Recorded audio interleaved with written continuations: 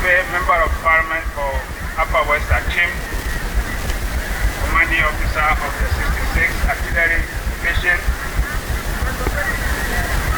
our guest speaker, Senior Osie, our friends from the Republic of Togo and Calabar, Nigeria, who are here today, the clergy, members of the Anniversary Planning Committee, the chairman, and the members of the task force for the proposed ICT Skills Development Center. My very good friend, Tekpor Kopu Jaga from Cleveland Traditional Area, all the drumming troops, all other protocol, including the media, is duly recognized. Medibe Majeko Mekle Nyanya Pe Pomefia Klo. The Ebonu Bome.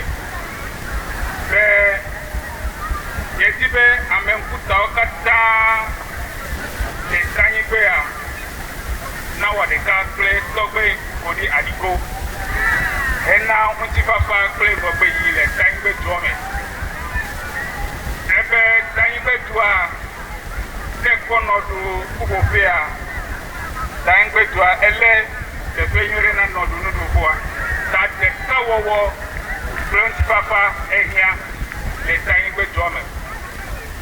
Da Melekoko Fona Meyokata Eole Ekedem le Tanyigbe Duote Ekedem le Togbe Kodi Adikofe Afotea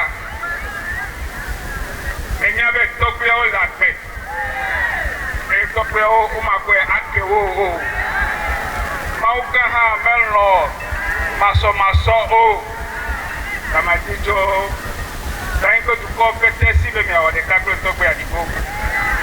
Ne Nui Keta Nile Asaya do Okrele Bukremebe empowering the youth in Tanyigbe for Tanyigbe's transformation.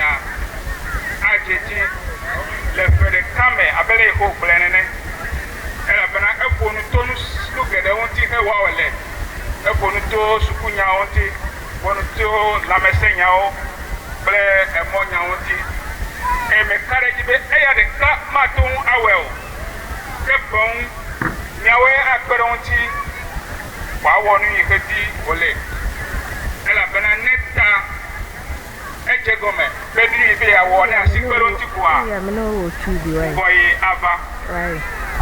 Yeah, I know what to do. Right. The number of man was chief speech no pay. Why? Another born number man. They are suspended back here Kote.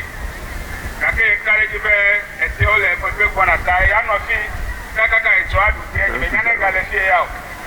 Area let's say Echo Adu Fufu. Yeta Kwena Yanovi Eban Capital Toje Nayoko Block. The Anya Bele Ekpefenu or Naomea Nui Henya Namia Mio Hele Nutumele Fianya Aquelenya Wo the Electrona the Kaku Diope Tebere Aquetere Menyanu Pekula Unyo. You go grab agribusiness. The Enya Gaponu Gapomon Nunya. You have to be a Patimane Gawi for Omega 2 of Aquetere near the Cap we did the Tukia of Prome Aquetere and Camele Moa. The carriage bringing at the foe. Elabamia Tokyo Grebe, Exalec Peme, Menemawa, Exalec Peme. Eya Maunami, Eshi Himile, the Tanyigbe Fia, Eshi Maunami, Abele Eban Capital Togla, we should examine our environment and look at the things that we can study, the skills in the environment that we have. Arabenu Yola Anatami, Kameta Kwena Mikatabe, Ekwerontinye, Ekwendi Avado Toya. The one I kata Nedo Tomea over Eme.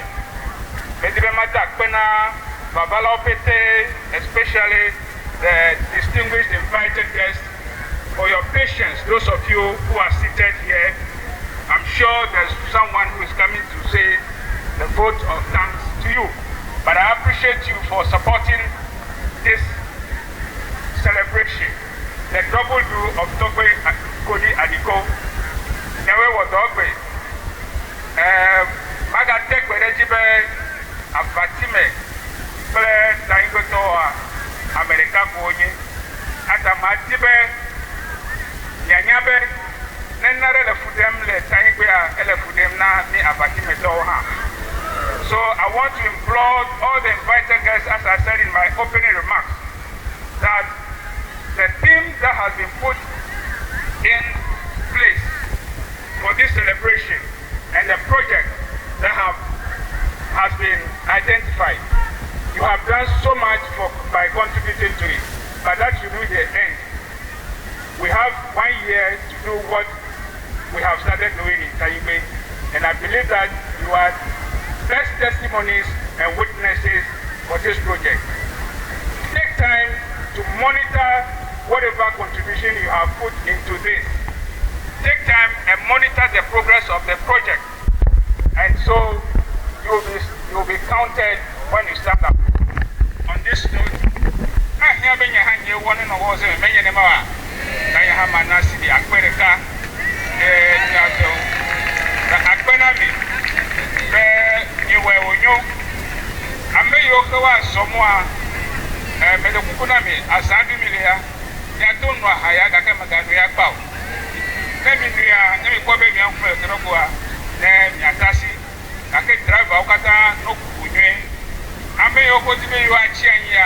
there is more in Tanyigbe for you to discover.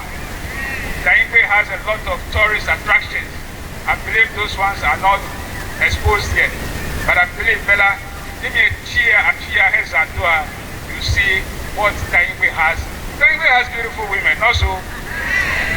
And when they came out, the man what you walk Professor Senyo was sitting on the I'm a Kawaya, you do it, I'm a Mama way, many you do it. Your women are beautiful, and stay around and enjoy the nightlife of Tanyigbe. Akpenami on that note, let me matter Akpenami Kata, maybe a